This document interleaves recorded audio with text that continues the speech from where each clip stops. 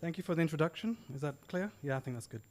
Okay, so here's my talk. It's HoloViz, Visualization and Interactive Dashboards in Python. Okay, so let's get going. As probably everyone here knows, Python has really exploded over the past few years, and it's really being used a lot in, I don't know, machine learning, data science, this kind of thing. There's a lot of people in the world who want to use Python to understand their data, get insights from the data, make decisions based on those insights and so on. And one of the most important tools for actually understanding data is visualization. It's how we intuitively understand things normally with visualization and the way we sort of look at things and we get an intuitive understanding of them. So there's two different ways you can use visualization that I think about. One is to actually gain those insights, and the second one is to actually convey those insights to someone else. So it's a communication kind of role for visualization. So the first step is often what a data scientist is doing. They're trying to explore, they're trying to figure out what they want to do with their data, what the data means.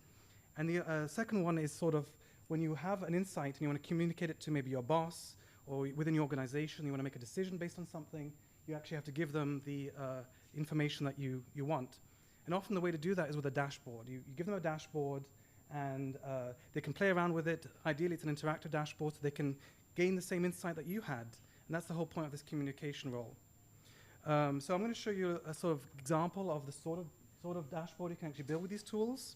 It's the Glacier's demo, and that should be here. So this is an example of a more advanced app than I'll be talking about for the rest of the talk, but it's to give you an idea of what's possible. So this is a huge number of glaciers, 213,000 glaciers or so, all around the world. You've got a map of them. You have plots of the sort of precipitation, the elevation. You get some histograms.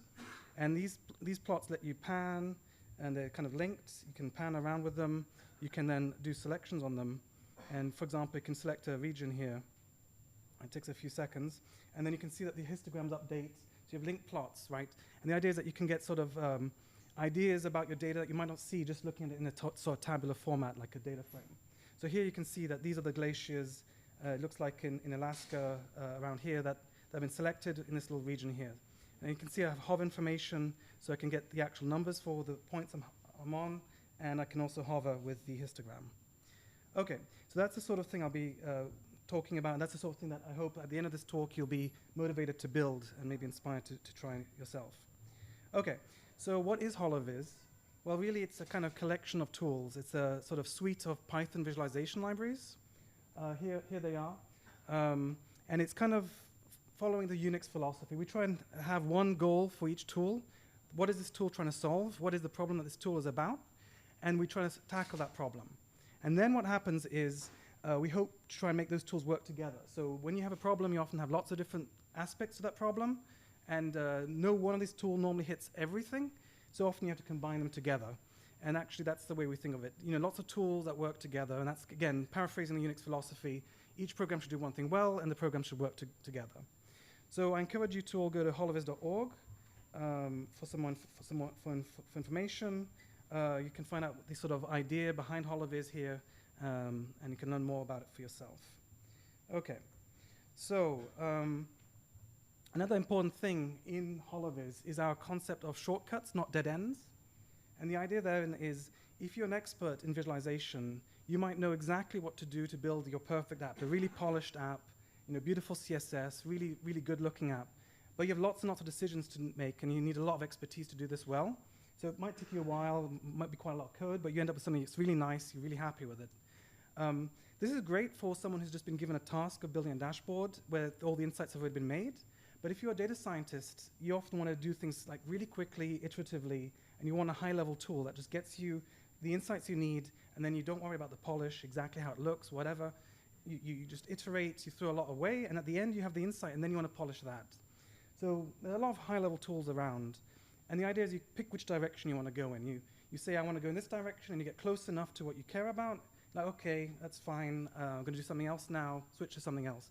So you can quickly go far, but you don't always get to that last bit that you want, right? That last bit of polish, that last feature, whatever it is, you don't quite get there. So the goal of HoloViz is we have a layered approach where we kind of do both. You have a high-level tool that takes you pretty close to where you want to be, and then you decide, okay, actually this time I do want to make a nice app. I want to share it with my boss. I want to make a nice dashboard. And that's the case where you go from your high-level tool, you maybe learn a bit more, you need a bit more expertise, and then you do the last bit of effort to do those last few steps where you need to learn something to make that last bit of polish, that last feature, whatever it is that you really need to finish it off and make a nice job. So that's this concept of shortcuts, not dead ends, and that's also quite important.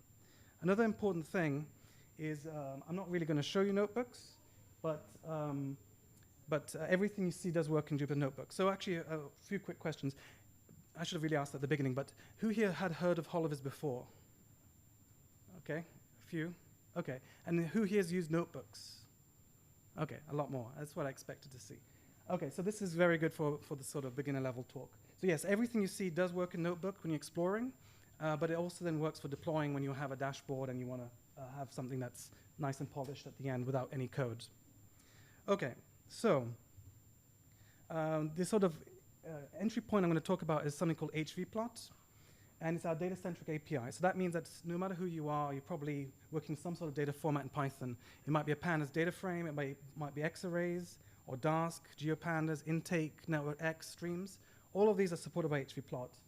And the reason it's data-centric is that everything comes off a method, a plotting methods, on your data structure. So off your pandas data frame, off your X-array data set, or whatever it is, you can do it that way. So again, I encourage you to go to the docs. You find a lot about it at hvplot.holoviz.org. And I'll give you a quick little example here. So here's a data frame, and it's about penguins. So this is the first 5 entries, or first 5 rows about the penguins. You can see you've got the species of penguin, you have the island where that penguin lives, the length of the bill of the penguin, the depth of the bill, flipper length, body mass, and the sex of the penguin. So this is the data set that I'll talk about. So this is a data frame. Now if you know nothing about hvplot and you just know about pandas, you might know about the .plot method. So this comes with pandas, it uses matplotlib, and it's quite convenient, for people who just want to have a quick plot with matplotlib. So here what I've done is I simply did a simple remapping from the species column to different colors, blue, red, and yellow, and then I just used .plot scatter with the native .plot method that comes with pandas to show the bill length against the bill depth, colored by species. So you see these 3 different clusters, right, for the different species, and you also see that some of them have overlap, but that's kind of what you'd expect. Okay, so that's great, but the problem with this is it's a static image, right? This is just a PNG, or it could be an SVG, but whatever it is, it's not interactive. So maybe this is exactly what you want, then you can include it in a publication, you can put it in a scientific paper, you're done. Fantastic. But chances are, if you're kind of exploring your data, you're not done. You want to do the next thing, and you want to still explore your data and get those insights that you want out of this data set. So for this, the recommendation that we have from the HoloViz group is to use hvplot, which gives you essentially the same kind of API. Small differences, but it's very much inspired by the .plot API and tries to be very similar to it. And the difference now is you can actually get interaction. So now you can hover. You can see the different penguins, the species, the actual numbers, right? So you don't have to read the plot. You can just see the exact number. You can pan around the plot. You can now zoom inside the plot, reset the plot. You can do all these different things. You can even do things like compress one axis or so on and so forth. So there's lots of different things you can do to get some more insight into this data. And that's really great for data exploration, right? When you're not actually finished, you're not going to do a publication just yet, you're still trying to understand what's going on. So yes, hover, zoom, and pan, and I think I showed you all those 3 things. Okay, so this is great, but here we don't have that much data, right? What happens when you have millions or billions of rows of data? Then you might have a different problem, right? If you can imagine this having, millions of data points, you probably end up with a big mess. You just get lots of overplotting, the red points over the blue points over the yellow points, and it's much harder to make sense of what's going on, and it'd just be a big blob, right? So you have problems of overplotting, you have problems of data, because you have to push all this data to the browser, and if you have that much data, your browser's going to get slow, your tab's going to crash, you're going to have trouble, right? So what do you do when you want something easy like this, but you have a big data set? So here's an example. This is a flights data frame, and for my group, this is not a big data set. We don't consider this is, 918,000 flights or so. That's pretty small, really, but still far too much to really plot effectively. So here's again, the first 5 rows of this data. I have a whole load of columns relating to flights, so aeroplane flights, the origin of the flight, the destination of the flight, the distance traveled, the time taken, all this sort of stuff. Okay, now if you put this and just did dot plot with matplotlib, it would probably do it, but it would take a long time. With hrplot, it might crash your browser. It probably wouldn't if you use maybe like WebGL, which we do support, but so it'd probably be on the limit of what you can do, but you wouldn't have a very good experience. So what do? Well, as you can see at the top, I've got these little icons. This is the hrplot icon, and this is the data shader icon, and I'll talk about data shader now. So data shading, what is data shading? Well, data shader, the project, is a rasterizer. And what that means is it basically stays on the server, and instead of pushing everything to the client side in the browser tab, it creates an image, which means that no matter how many billions or hundreds of billions of points you have, the most data you want to transfer is maybe the size of your screen, right?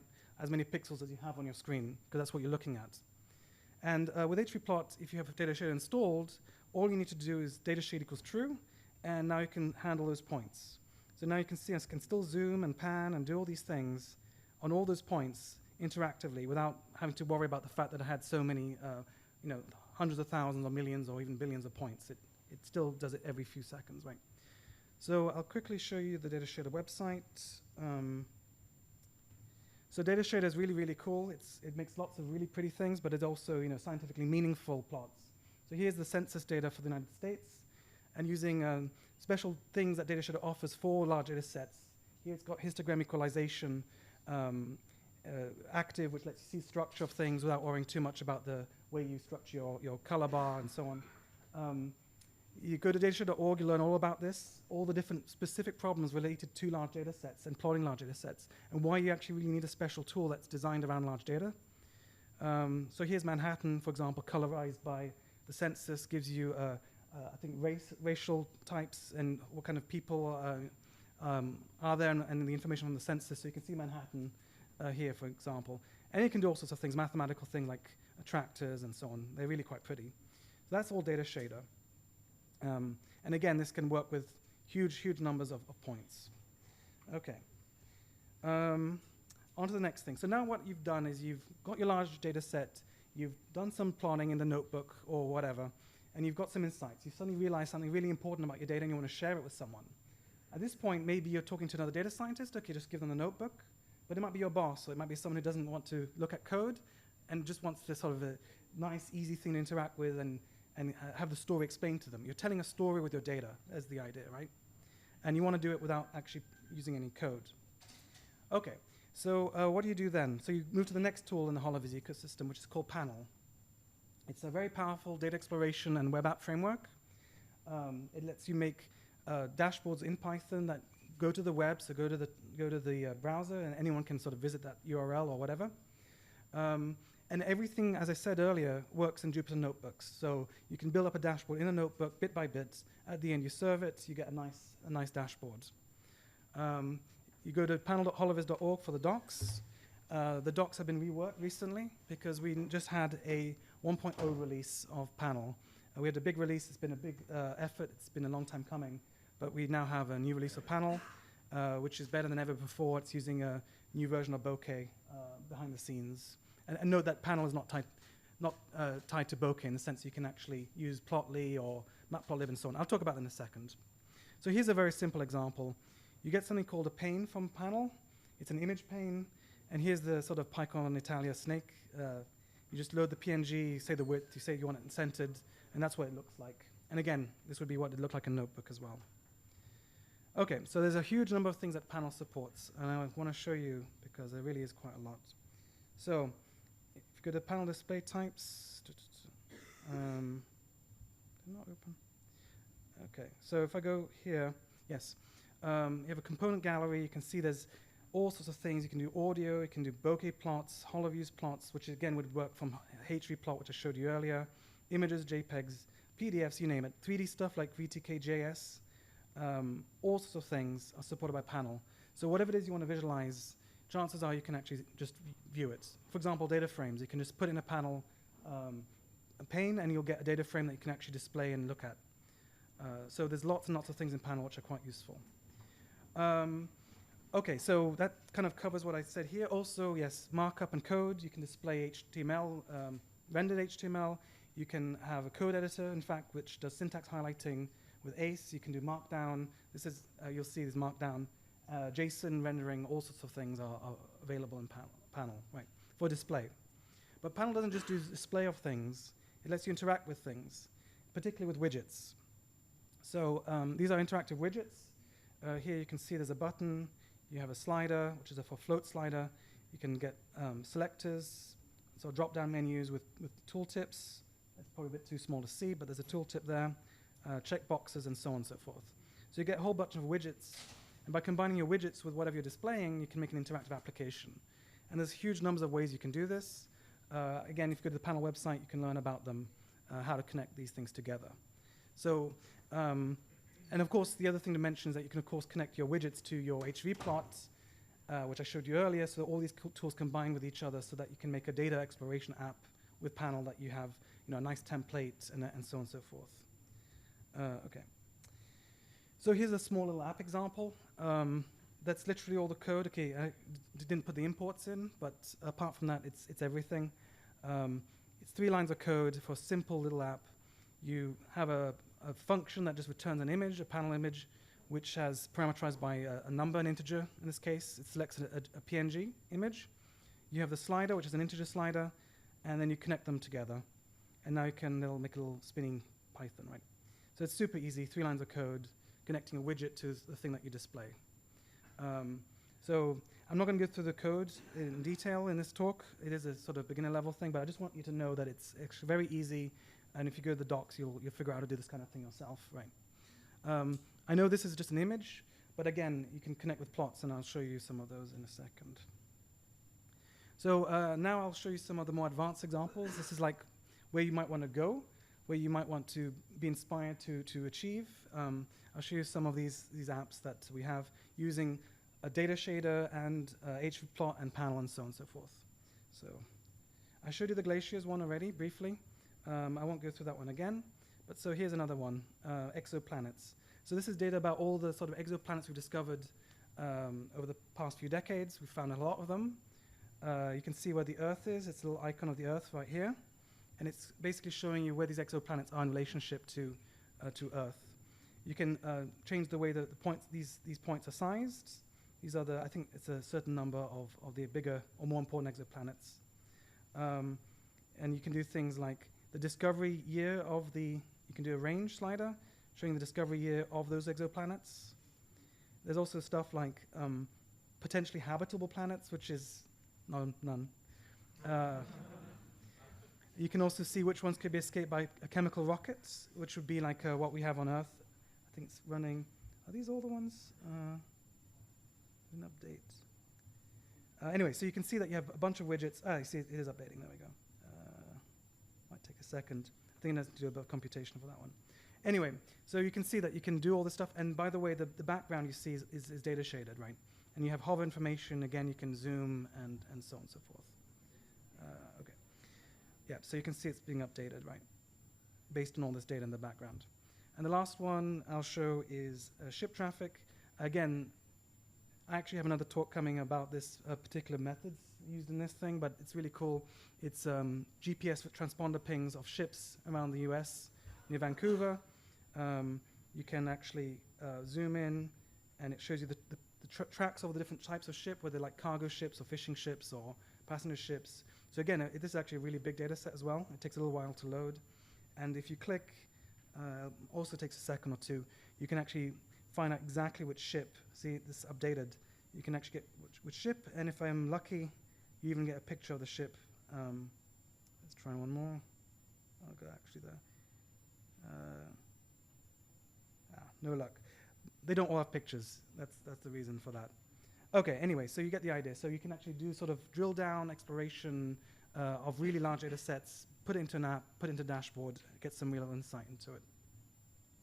Okay, so that's the idea of HoloViz. We're combining all these tools together, the quick exploration of HVplot, extending it with data shader so you can do the large data sets that you have, and then when you have those insights, put it into a nice panel app and deploy it and show it to someone else.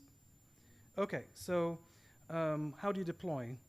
Well, you can actually deploy with just panel serve. It's all based on Bokeh server, but again, you can actually, doesn't mean your plot has to be Bokeh that you're displaying. It can be a plotly plot, a matplotlib plot. VZooplot. There's all those different plotting types that you support. But you can also serve it from a notebook. So if your notebook has .servable on the right parts, you do panel serve, and you can actually take a notebook that you've developed incrementally and make it into a dashboard. And you see that in a minute. And also, there's some really nice tools such as auto reload. So as you change the source of your file, it can refresh, and you can see the changes that you're making in real time. OK, so this is some new stuff, which is really exciting. It's WebAssembly. What it means is that we can actually have the code running on the client side. It no longer needs a server, so you can just create a dashboard that is just an HTML page that you don't need to run a server for. Well, you need some sort of server, but not something to run the compute of Python. And what we now have is support for Pyodide and PyScript. These are really kind of new and really exciting things that involve, again, a WebAssembly. There's actually a panel Pyodide gallery where I'll show you some of these. So for example, this one, there's no server here. It's going to install all the code, get Python working in WebAssembly, and there we go. We have now Altair, brushing example. You can now do all this stuff, and it's all client-side. It's using the same tools that we had before, just deployed with Pyodide. And there's a whole sort of gallery of all these things. Let's try DeckGL quickly. So installing all this stuff, it's running the browser, it's executing the code, and now we have these 3D plots. This is all using panel. So yes, all the components of panel actually have this. We use a Pyodide, in fact, in a different way, which is actual docs is executable. So if I click run using Pyodide, it says you might have to download something. It actually is executable docs. So this is a swipe component. It's a layout in panel. And now I'm running it. It's executing it. And now I actually have something live, right? Again, no server behind it. It's just the page that is being served.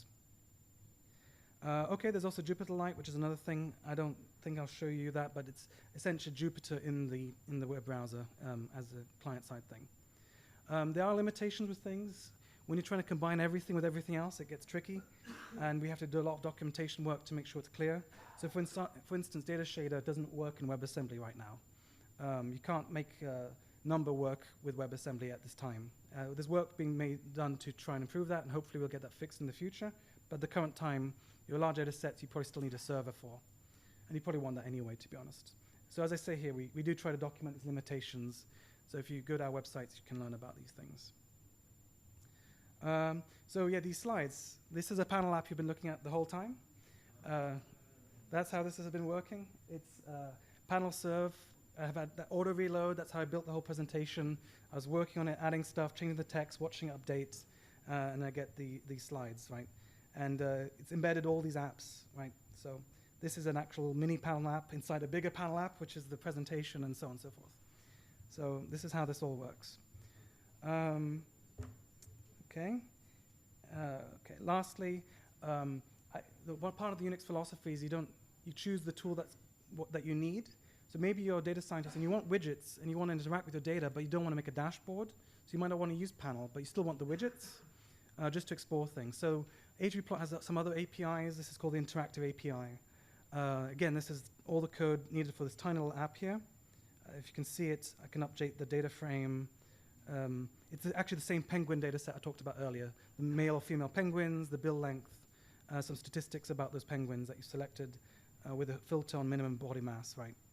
And the way it works is you have your data frame, which is a normal data frame. You call .interactive, it makes it into something called an interactive data frame. And then you get widgets really easily. You can do your pandas operations, your filters, and so on and so forth using the normal pandas syntax. But you actually get a little app that lets you kind of play around with that data. And this lets you do things without needing to have a panel dashboard where you have to import everything from panel and sort of set everything up. But you can, and of course, if you want a nice themed, nice polished dashboard, you probably want to do that. But again, it depends on the use case. If you're a data scientist or who's working and exploring, or a data scientist who's trying to present to someone else, right? Okay, so I'll wrap up now. So for acknowledgements, lots and lots of people have been involved. HoloViz has been around for quite a while now, or at least some of our libraries have been.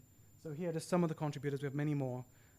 that were associated with the HoloViz 1.16 release, which was recent, and the Panel 1.0 release.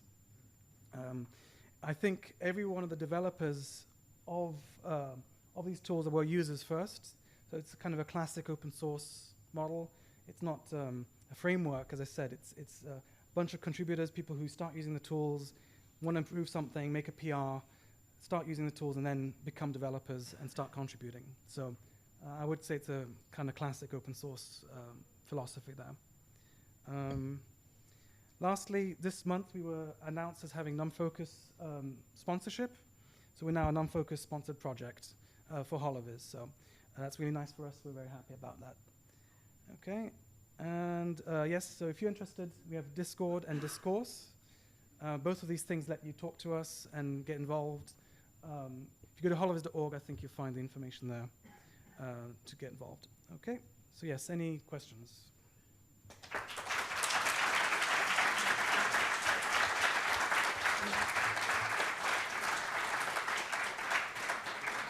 Thanks a lot, Jean-Luc. We have some questions on Slido. Feel free to keep them coming. The first question is it possible to connect HoloViz to a distributed file system or SQL engines like Impala, Hive, or to pick big data sets, data to display in the dashboards? Right, so we have, for example, Dask support, so Dask arrays and things like that work. There's IBIS. Actually, there's also, for example, intake support. Intake can connect to things like Iceberg. So there's a lot of different tools, including things that are in the cloud where you don't have the data locally. You can connect to some remote data source and then still plot it and do these kind of things with it. It's actually very important for us because we have a lot of people who use our tools for climate science or geoscience, and often their data is not local. They have to access it through a server. So that is a big use case for us for displaying that kind of data, yeah. Okay, next question. How is HoloViz extensible with current custom functions, or is it extensible with custom functions, and is it possible to use matplotlib functions, for example? Right, so there's lots of different ways of using our tools. You have to pick which API you want and for the use case you have. For example, you can have a class-based approach where you write methods, you decorate methods to set up the interactivity and so on and so forth. Yes, we support matplotlib, and yes, you can write a function that returns a matplotlib figure, and you can update that figure and it'll be updated as you interact with the widget and so on, yeah. And can you import the panel dashboards to use it with another web framework, for example, Flask or Fast API? I don't know about Fast API. Maybe someone would correct me on that. But as far as I know, yes, Flask, for example, we had work to make it work with Flask and Django. We've had people wanting to integrate these things with those kind of web frameworks, yeah. All right. And what's the backend library that HoloViz uses? What's the backend library? Okay, so pretty much everything that Panel uses, which is really now the way we do things in HoloViews and GeoViews and so on, is based on Bokeh. So behind the scenes is Bokeh, but Bokeh is both a plotting library as well as what gives us these widgets and things. So you are using Bokeh in the background, even if you don't want to use Bokeh for plotting. So you might have a plotly plot, a matplotlib plot. You don't need to know that you're using Bokeh. It's just behind the scenes in the back end, as you say, yeah. All right, and how do you add different tabs to HoloViz? Oh, there's a tabs layout somewhere. If you go to the docs, I can maybe find it here. Tabs, there you go. So yes, you can have tabs like that. Great. Are there any more questions? Feel free to raise your hand if you have any additional questions, and I will come bring the microphone to you. Nope, that doesn't seem to be the case. All right, then. Okay. Thanks, Jean-Luc. Thank you.